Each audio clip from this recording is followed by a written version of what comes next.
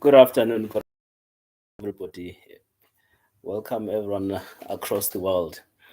The most dangerous person in the world. Think of the most dangerous person in the world. Somebody probably might be thinking of Vladimir Putin, or they might be thinking of Kim On Jong, something like that. You know the Kim that I'm talking about. Yeah. Or you're thinking probable is somebody from the Taliban or one of these terrorist organizations.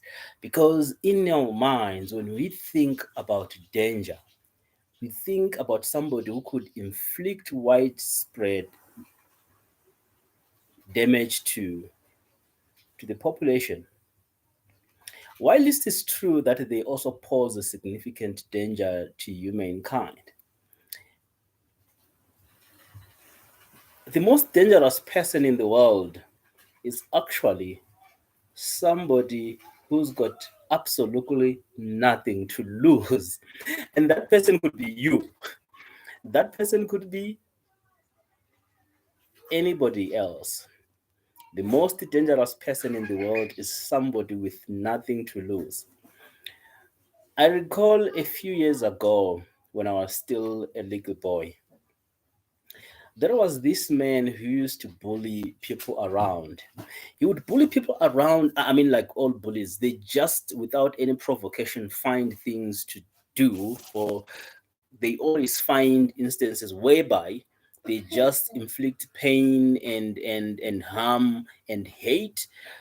It could be emotional or it could be physical to anybody just because they feel like inflicting pain. And then this guy, he's a bully and stocky guy. And because he's accustomed to it, right?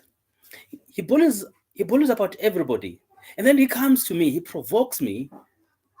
But instead of me reacting, either trying to fight him back or fend him off or do all those kind of things, I decided not to take notice of him. But then thereafter, my friends asked me, but while he was doing that to you, how come you did not seem to recognize his presence at all? Somebody would have expected me to fight back because actually they thought because I'm somebody who always stand up to those that try to intimidate others. So they expected me to stand up to that person and say, maybe whatever you're doing, I just brushed him off as if he was a non-entity that does not even exist. Then the question is, they say, but why did you not choose to stand up to that man? And my response was, when that man gets in a holding cell or he has to spend a night at a hospital, they would have done him a great favor. They will provide him with some meal and some decent accommodation. They will provide him with, they will provide him with, this is very important, take note, they will provide him with company. He will be in the company of people because what he actually is missing maybe is the company of people. So they will provide him with the community that he's been missing. So I said, I am not going to do that to him. I'm not going to give him the pleasure to go to prison or to the hospital because I decided to stand up to him. I realized that he's got nothing to lose. So for him, even going to jail or even going to hospital, there is nothing that is going to miss in the process of going there. He's finding something, he's finding some fulfillment in his life, but not for me. If I have to go to the hospital, firstly, I am going to lose a lot. The things that I do, I might have to miss my studies. I might miss going to school. I might miss my family. So all those three things and all the other things that I do, if I decide to go into a confrontation with this man who's got nothing to lose, the loser is myself. So I decided not to take that bait.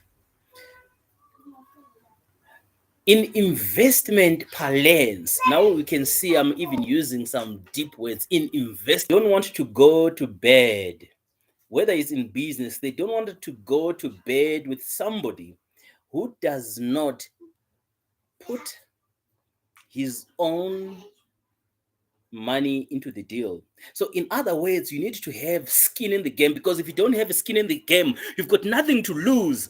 You might take some drastic decisions, or you might take some uncooked decisions. You might take some suboptimal decisions because you've got nothing to lose. So such an investor, actually such a business partner, not an investor, because you've got nothing to lose. If you don't have skin in the game, you're not an investor. So such a business partner is the most dangerous, because he can make decisions that are detrimental to the organization, knowing very well that he's losing absolutely nothing. So when somebody loses focal in a specific business deal, they don't care. They don't think through their decisions because they've got nothing invested for them. So a man without any vested interest in the best outcome of a certain process, or a project, or an activity, is not a man that you need to go to bed with. So that is the most dangerous person in the world. Let's imagine for a second that those that are in possession of the nuclear weapons, they knew that they had nothing to lose themselves. I can tell you, they would have blown the whole world into smithereens. But the reason why they've not done so is because they do have some vested interest. They want to leave themselves. They've got their families, they've got business interests.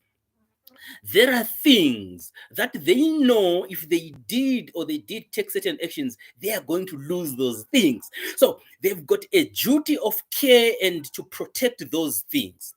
But let's suppose they didn't have that duty of care and protection to things that they're protecting today. I can tell you, doomsday would have visited mankind long time ago.